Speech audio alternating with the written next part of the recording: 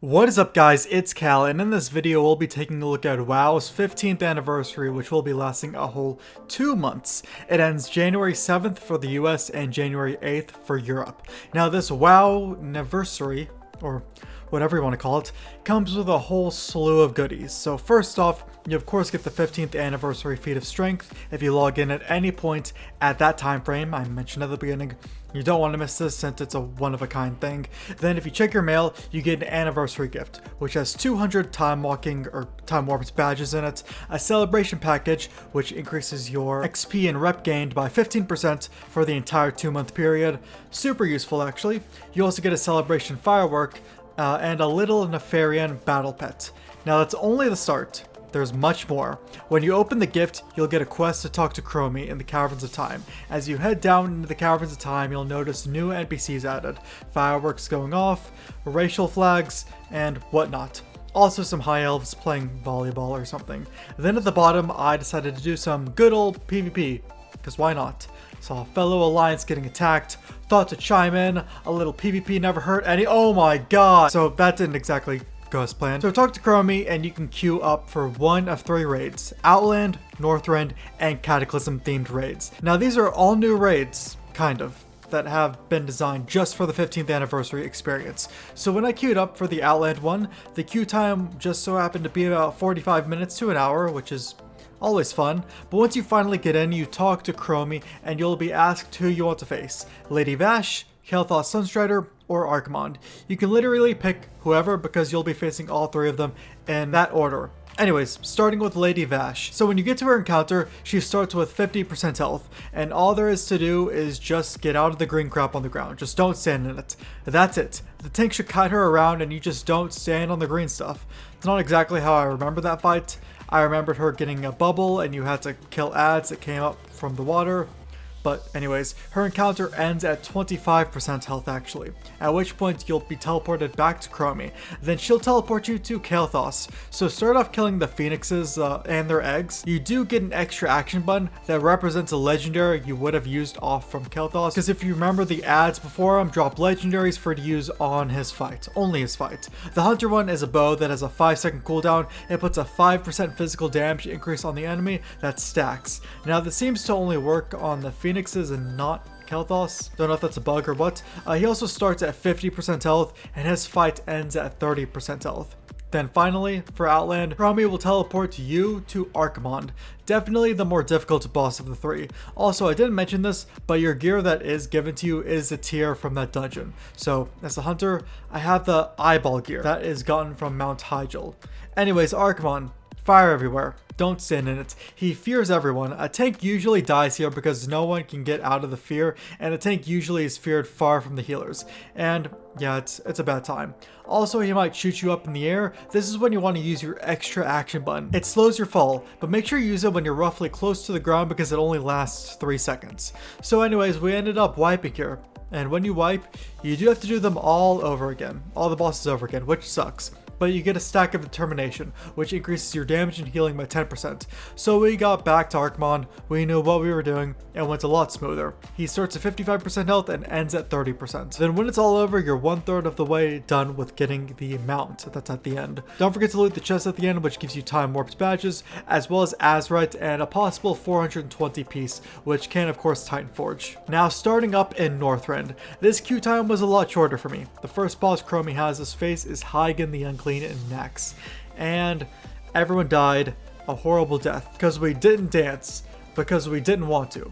So second time's a charm. You gotta make sure you start at the left of the arena where you start. Green slime will come up from the cracks, then move over, then move over, then move over again, then head back doing the same thing. Just some back and forth. This guy starts at 65% and you have to get him down to 40%. The next boss is Anubarak in Trial of the Crusader. It's pretty simple. Dodge the ice passages on the ground, kill the ads. If you get fixated with the spikes, keep moving away from your raid and just around the arena.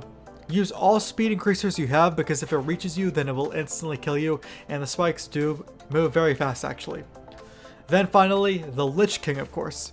So this definitely has a one-shot mechanic as well. First off, get to the center of the Lich King and kill the Valkyr that pick up your raid members. They'll try to throw them off the edge, slow and stun them. If you get Defile on you, get out of your dang group and drop it off at the side if this happens. You will cast Remorseless Winter. This spawns Ice Orbs like he does in his normal fights. Range, you need to immediately switch and kill the Ice Orbs when they're up, or they will fixate someone, explode, and send them flying off the edge. He starts at 55% and you have to get him down to 30%. And then finally, Cataclysm. 2 out of 3 of these bosses are really easy. Cho'Gall. It's pretty much tank its bank. Kill the ads when you see them up, otherwise just focus Cho'Gall. He starts at 35% and you have to get him down to 10. Nefarian from Blackwing Lair. The fight starts with him at 73%, at which point he flies in the air, lava fills the room, and you have to get on one of the platforms ASAP and kill and interrupt the ads that are on them. This is just like his normal fight. That's actually it. He'll fly back down, but the fight just finishes there. And then finally, Ragnaros, of course. Now this fight, as of recording this, was super buggy. This fight kept teleporting us to the middle, just dodge all the stuff, kill the elementals before they reach his hammer, and take him from 56% to 35% to win. So once you complete all 3 expansion raid scenarios, you are then awarded the World Breaker mount, which is based off Deathwing.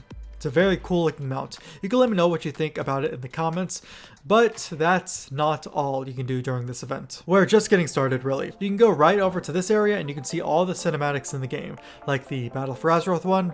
There's also the Legion one, as well as the defeat of Archimonde, even the Wrathgate cinematic. So not just the expansion cinematics. Now, there's one final thing you can do, which can give you another mount. So you may have accepted this quest from Chromie called Soldier in Time, which has you kill an NPC in Alterac Valley, old school Alterac Valley. Open up your PvP panel and you'll see Korak's Revenge, and from it you can get the Stormpike Battle Ram for Alliance and the Frostwolf Snarler for Horde. Getting one does give you the other, and to get this mount you just need to get 200 Time Warped badges in the classic Alterac Valley. There are various quests set up in there to get you Time Warped badges.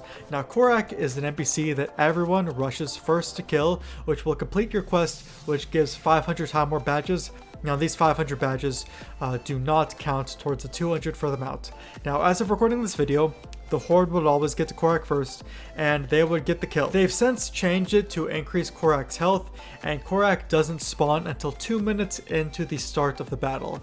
Now, what's the best way to get these Time Warp badges? Well, go back to your faction's hut to check out the quests there. Now there are some one-time quests that can give you like 20. There's also another repeatable one to like gather supplies from your faction's mine, but that literally just gives you one Time Warp badge.